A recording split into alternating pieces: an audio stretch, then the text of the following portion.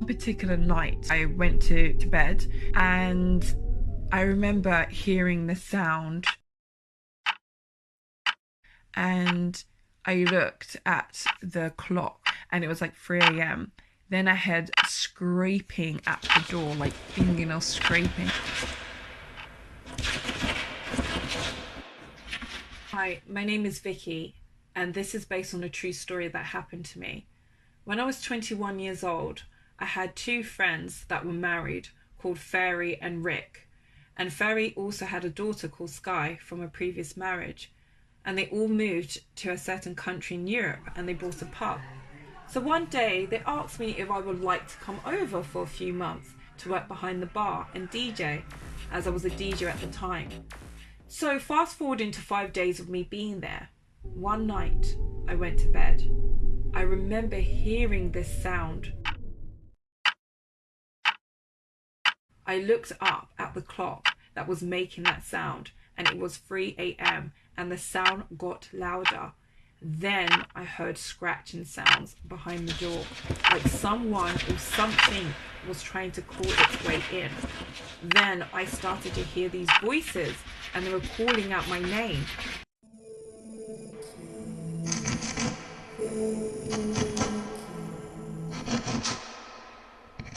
At that moment, the room became hazy, and I felt the hairs at the back of my neck standing up. I had this sinking feeling that something was behind that door that wanted to come in, but it couldn't. So I quickly prayed in my head and eventually fell back asleep. Now, this was happening nearly every night at 3 a.m. So fast forward to one particular evening when I was just chilling at the pub. These two men came walking in, and one of the men was young, goth guy, and the other one was an old man dressed in a black suit carrying a briefcase. And he went and sat in the far end of the pub while the goth guy continued walking up to Rick. He started to talk and promote an alcoholic drink that he made and wanted Rick to try. Now, me and Fairy, we ran up to Rick and told him not to try some random drink, but Rick didn't listen to us, and I remember he drank some of it and some spilled onto him, and it looked red and it looked like blood. And me and Fairy was like, that looks like blood. What is this?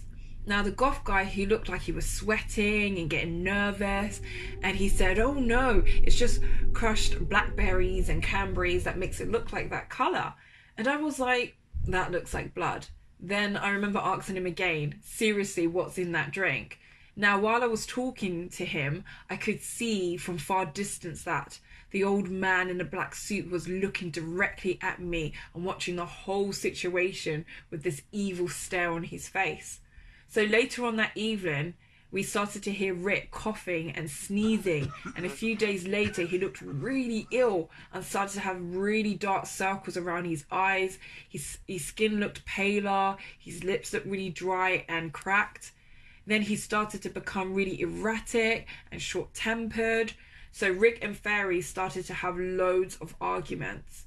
I remember trying to call back home, but I couldn't get through as there was something wrong with my phone and Fairy's phone.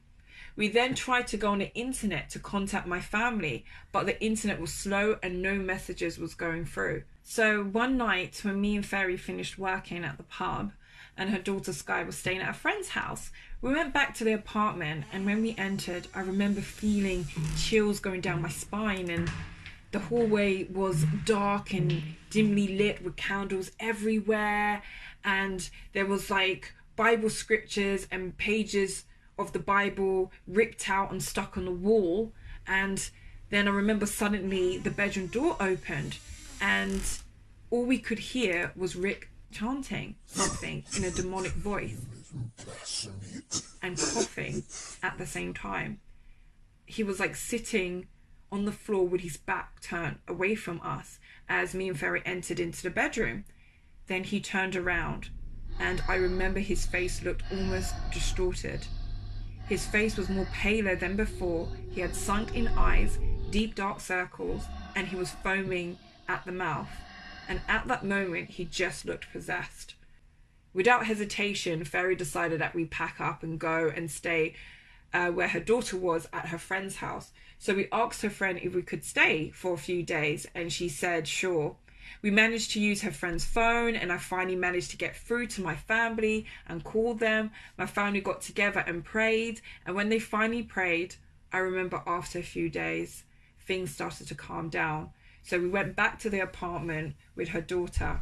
Rick seemed a lot calmer and started to get a bit better. Things in the flat, like the scratching sound at 3 a.m. was no longer happening, and I managed to book a plane ticket back home.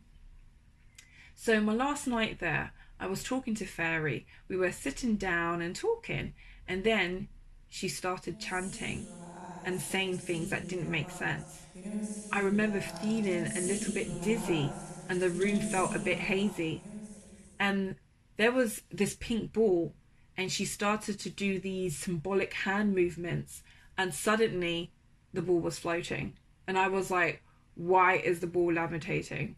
And she sat there looking at me, and I felt dizzy, and I had this sinking feeling that she wasn't who I thought she was. So fast forward a year later, I kept thinking about the whole experience and how certain things didn't add up, especially with Fairy, as I remember her having a pentagram tattoo in the middle of her chest. So one day I called her and asked her if she was a witch, and I kept asking her, and she finally told me, and she said she was. She told me that her grandmother was, and it's passed down to her, and there is nothing that I could do about it.